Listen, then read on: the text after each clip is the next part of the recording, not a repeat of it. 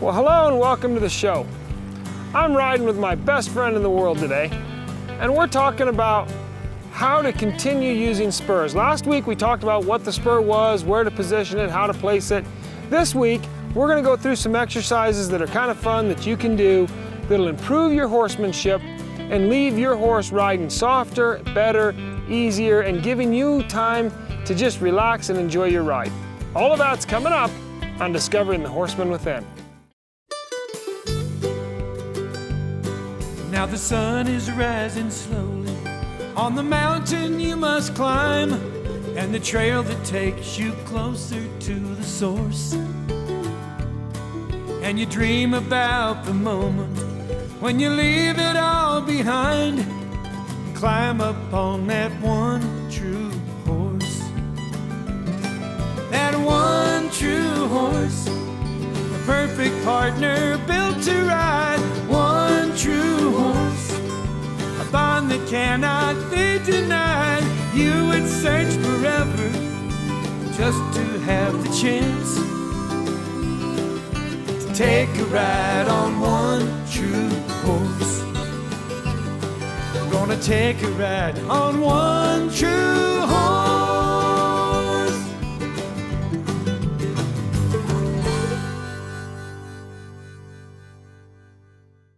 The first exercise I want to start with is a softening exercise.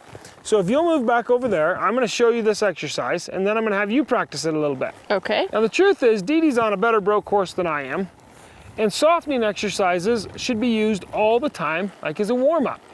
And so this is an exercise where I use my spur quite a lot as I work on getting my horse to soften into my leg. It's an inside rein exercise. My outside rein is irrelevant. And I take my inside leg and I just start putting my spur there if he leans on the bit. If he's good, I leave him alone. When he leans on the bit, I roll that spur up gently. Roll that spur up gently. Roll that spur up. I want you to think about this like teaching your dog to sit and stay. To tell him sit and stay is a double command. There's no sense in doing a double command. When I pick up on this rein, this horse should stay bent as long as I ask him to. So my hand is the most severe thing I have. Some people think it's your spur. It's not. My spur, no matter how bad I get, the worst I can do is maybe cut him up and hurt him, but I can't do permanent serious damage. My hands, even by accident, can cut his tongue off. So I want to use my hands lightly. So I'm going to pick up on this rein. This horse should get soft. When he leans on my hand right there, instead of pulling, I'm going to roll my spur into him. And I'm going to use my inside spur to move his hind end up underneath of him. My outside spur is applied only if he starts to fade out of the circle, right there. If I get a half a circle with him nice and soft, I'll change directions. If he leans on my hand, I'll roll that inside spur, say, come on now, bend around my leg. Now, I use my outside leg to make a turn. But here, I want to lift his rib cage. I want to get his hind end up underneath of him, and I want him to bring that face to vertical. And my spur is going to help encourage that basis of collection where his hind end comes up underneath of him, his backbone picks up, and he starts to collect his body, okay? Forward movement is mandatory. Your horse does not learn at an amble. This is an amble. If your horse is ambling, barely moving, he's barely learning. I want him going somewhere. I want that hind end reaching up underneath of him. I want him walking, and I want to see that face coming really soft right there. And then I want to leave that rein alone. And right there he goes to lean on me. I'll pick that leg up a little bit. And as I pick it up, I'll grip the rein, but I don't pull on it. You know what I mean? If I grip it, what I do is I stop the horse from pulling on me. I don't let him throw his nose forward, but the pressure comes off my leg so that my hands are getting lighter and lighter and lighter. And I'll just grip that rein and kind of wiggle it right there until this horse starts to understand what it means to get off my rein and off my leg. And I noticed when he started trotting, you didn't try to shut him down real quick. You just kind of sat down deep in your seat and... Right, let him take those couple of trot steps, because what is he doing? He's reaching underneath, doing what I told him to do. He's speeding up. Now, did he go too fast? Sure, but he came back, so I'm gonna leave that alone. All right, you go ahead and give that a try. Okay.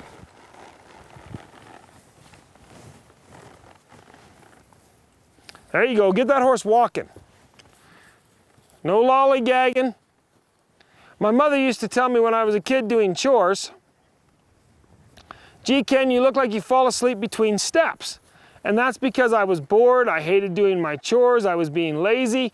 That's how I feel my horses get. I don't want them to get bored and lazy. I want them to stay moving, keep the motivation up, okay? That inside, bend him around that inside leg. What you're doing, you're walking a circle. I want to see some bend in that horse. See, you're letting him just kind of walk with his head straight. I want you to get that horse bent around your leg, okay? There you go, that's better. Now Okay. keep him there, exactly. Don't keep him there by holding him. Keep him there by when he starts to leave, use your leg to say, "Hey, put your nose back over here." What I think about, because I like to work cattle, that's what to me horses are really about. I love to trail ride, I love to get out and out back in the country and ride around, and I love to work cattle. So I always think about getting my horse to look a cow in the eye. That's where I want my horse looking. I want him to look at the trail in front of him so he doesn't fall on his face, he doesn't trip, or I want him to look at that cow in the eye so he's ready to get something done. So when you pick up on that rein, yeah, there you go. Say, "Come on, back over." No, back over here. There you go. Now don't pull your leg first, and then you grip that rein.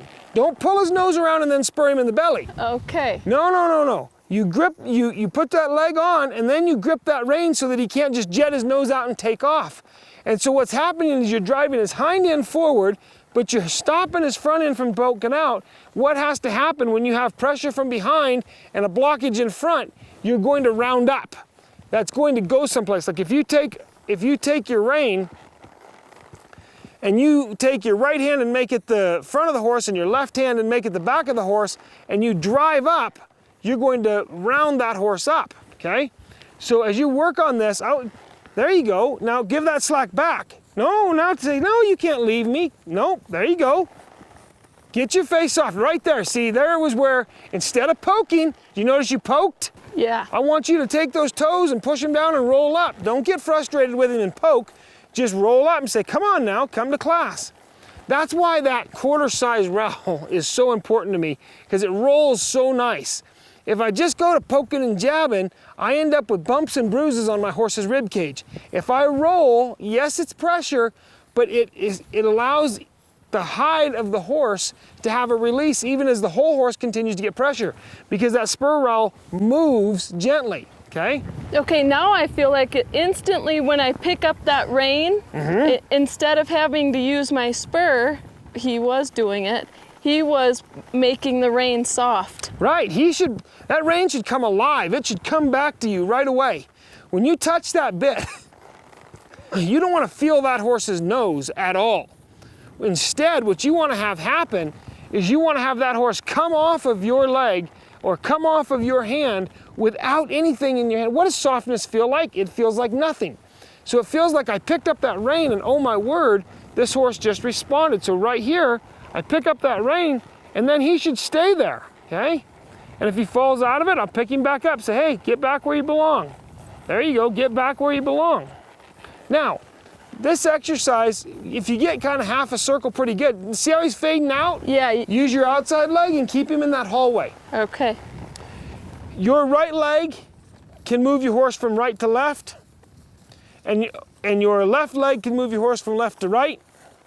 Both legs move him forward. So what I want you to get the concept of is this horse needs to stay balanced between your legs without being gripped by them all the time, okay? Gotcha. So when you're walking that circle, you get this horse really nice and soft right here, and then he starts to fade out through his shoulders like this. Right. Then you've got too much inside and not enough outside, and you need to put a little outside leg on and say, "Come around there." There, now both legs off, soften, good. I'm gonna go to the other side. I'm gonna use this inside leg, say, "Come on, get soft." There you go. Now everything off. Whoops, he left me. Come on, sit. Come on, puppy. Sit and stay, okay? Only you're not gonna say sit and stay. You're gonna say, "Whoa, right there, stay there." Good. And I'm gonna release him, okay? Go ahead and do it again, real quick. Okay. Now it's funny because he is a very fast walking horse, and as I start to concentrate really hard, we start to amble. Okay, so you got to keep your energy up, and you got to keep this horse moving. This is your job to keep riding this horse. Don't get so sidetracked over the exercise that you forget to ride your horse. It all needs to come together. Right, It needs to come together wherever you happen to be, up on top of the mountain or down in the meadows or in the arena or wherever you happen to be. It all needs to come together. So right there, now ask that horse to get soft. See, you don't have any bend yet on this side. I want to see that horse get bent around that rein. There you go. There. Now, right there was a prime example of what we talked about last week. Okay. I'm gonna pick on her. We were best friends when this show started. We might be when it's over. Okay, so he slowed down. So what did she do? She took her legs and she kicked like that. What's she wearing spurs for if she's gonna kick with her toes? Well, I thought that you wouldn't use your spurs for speed. Turn your toes out. You just squeeze with your legs. You have them on. They're not for forward momentum. I understand that. But at the same time, if you're gonna kick with your foot, you should never kick with the side of your foot. Oh. Use your heel. Or if you're gonna do that, squeeze and spank him on the butt and say, hey, come on, let's go someplace. Okay. Let's move. Or you can just squeeze and roll those spurs up into him, okay? Okay. But what you don't, when I say you don't want to use them for forward momentum, I mean you don't want to put them on solely for the purpose of spurring him hard enough to move, but they're attached to your foot. That's a reality. Right. Okay, so as you work on this exercise, right there he's straight, he's arched, right? This exercise, there you go. In a finished horse, I don't want my horse bent around to my knee. I want him straight. I want his eye just barely outside of straight, okay? But for right now, I want to get this horse overbent, and that's what's great. This is a 10-year-old horse that Dee Dee's on, or 9 or 10-year-old horse that we've had for years, and he's pretty darn broke, but he's kind of gotten to where he's lost some of that softness, so it's important to come back and really get that right there. There you go. There you go. Okay, good. Let's move on to another exercise. Okay. Now, again, go ahead and come up here beside me. Okay. When I start working with my horse, I want my leg to actually do more than my hand, because I want to be as nice in his mouth as I can and as gentle with my leg as possible, okay? So I'm going to take this horse out here, and just you stay put. Okay. And I'm going to start working on a pivot over the hindquarters. Same exercise I was working on before. I'm going to use my inside rein, my inside leg, and get him soft. Then I'm going to take my inside leg off, and I'm just going to take my outside leg, and I'm going to ask this horse to start winding down, not changing my hand until I feel that horse stop the front or stop the hind end. Right there, step the front end over. Yeah. And I'm gonna let him out of there, okay? And you kept steady pressure with that outside spur. That outside until the second he figured it out, and then that leg comes off of it. It was just a constant pressure that was there. It wasn't hard. I could tell it was just a pressure it's just that there was there until he moves away from it. And the second he moves away from it, or even thinks about moving away from it, it comes out. And I've started his front end coming across. Okay. Now this horse pivots pretty nice, and if you work a little bit, he'll spin pretty nice. But what I want you to do is ride out there and just do this until you don't even need the rein, okay? Okay. I want you to start start by softening up. his Why do head. you start with softening if we're trying to get away from using the rein? Because I want the horse to learn the correct head position for that turn, okay? So you get him nice and soft, and then just take that outside hip and start riding it through his inside ear, and turn your toe out and move your foot further forward, right there. And so then the horse already knows how to pivot, so he's gonna come around quick, right? Now I want you to go back out there. Okay. Okay. I want you to go back out there. Same direction? Yep, and I want you to focus on your spurs keep coming back to the back cinch. You're doing this all the time. Absolutely. Turn your toe out at a 90 and get your foot forward where it belongs. Okay. Okay? Turn that toe out at a 90, get your foot forward.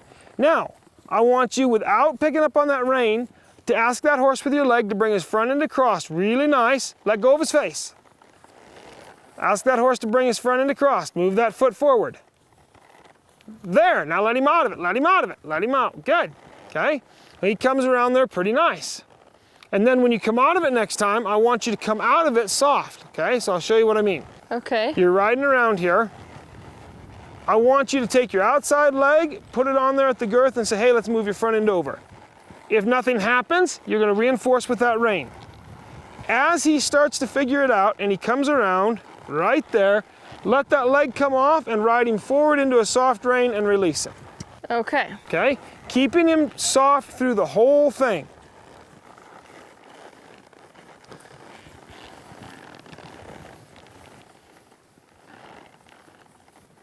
And forward into a soft rein. Wow, See how that head came up and got stiff? Yes. That's why we come out forward into a soft rein. Sure. So that that horse learns to stay soft no matter what.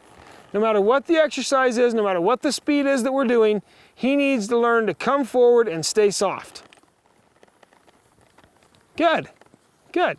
Now out of it, good. Forward, both legs forward into that soft rein. There, release. Okay? Is this a spin exercise? Absolutely not. This is an exercise teaching my horse to respect my leg and my hands. That's what we're doing. I'm asking my horse to give me his body in different ways, okay? So I'm gonna come out of that pivot with this horse coming soft into my hand. That's what I'm looking for, okay? Now, just like in the groundwork, you know, we start with the four corners of the horse. So here we started with getting his head soft, just like you would lunging. Right. Then we go to moving his shoulders. Then I'm going to go to moving his hindquarters. The horse is learning to respond to your leg. So what I want you to do is just sitting still. I want you to take your leg back and ask the horse to move his hindquarters over. If he starts to walk forward, pick up on that rein and stop him. If not, you just move that leg back to a natural position and ask the horse to move his hindquarters. Then if nothing happens, you can pick up on that rein and say, hey, you need to move your hindquarters over. There you go.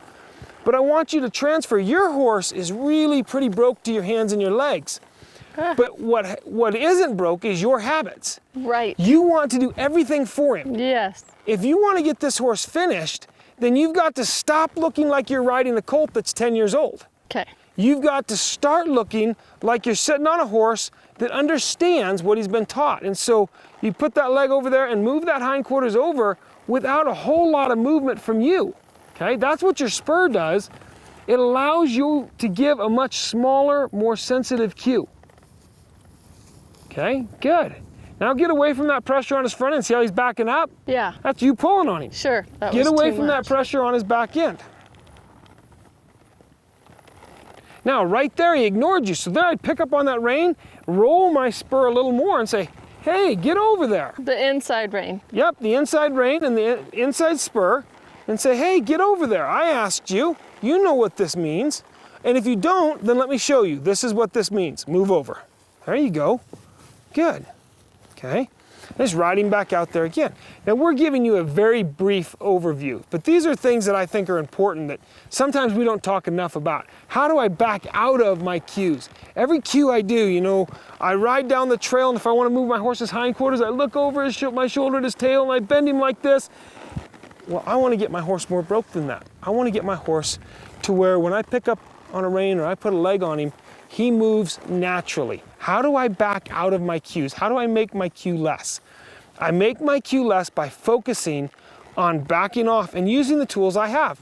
By using the spur gently, I can move that horse's hind end around. Okay, I want to see that horse move his hind. There. There. Now, what was the first thing you did? Grabbed his... That's right. That was a lot better, but the first thing you did was still grab the rein. Yeah. I want to see you just put your leg back there and try to move him over. And then if he moves, grab your rein.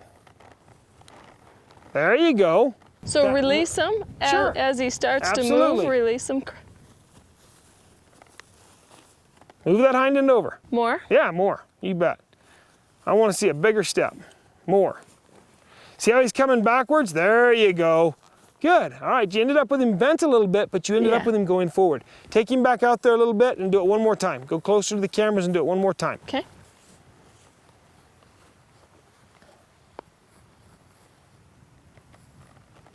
Everything I do is very methodical. So I start with my groundwork and I work on getting my horse's head and neck soft.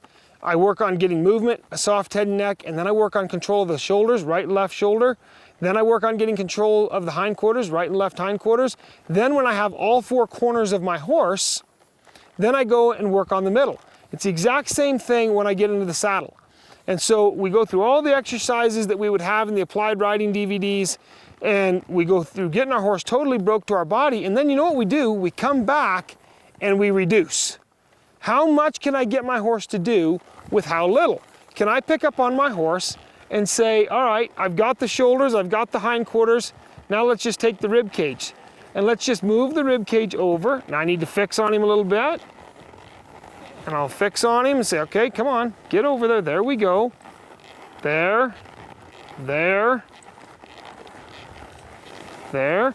All right, so I'm not quite as good yet on that side pass as I'd like to be. So I'll go back and move the shoulders, move the hindquarters. No, stop the front end. Move the hindquarters, move the shoulders, right there. I like to start working on these exercises. Get this horse responding to my seat and legs. Move the shoulders, right there. Move the hindquarters. Okay, it's like dancing, just like we talk about in the From the Ground Up DVD. It's a dance, only now it's the horse and I both dancing together. And we're gonna put all of that together to make a pretty nice finished horse. How's that working for you, Dee? We're getting there. I just need a little bit more practice. All right, practice is what it's all about. I want you to take the time to put the practice in, because that's what makes horsemanship fun, is actually going out and trying it. Constantly raise your expectations and your horse will rise to meet your expectations and things will become more and more fun. Hun, we're gonna ride out of here without the aid of your hands. Thank you so much for joining us. And until next time, may God bless the trails you ride. Find out more about Ken McNabb horsemanship at kenmcnabb.com. That one true horse, the perfect partner built to ride. One true horse, a bond that cannot be denied. You would search forever just to have the chance to take a ride on one true horse.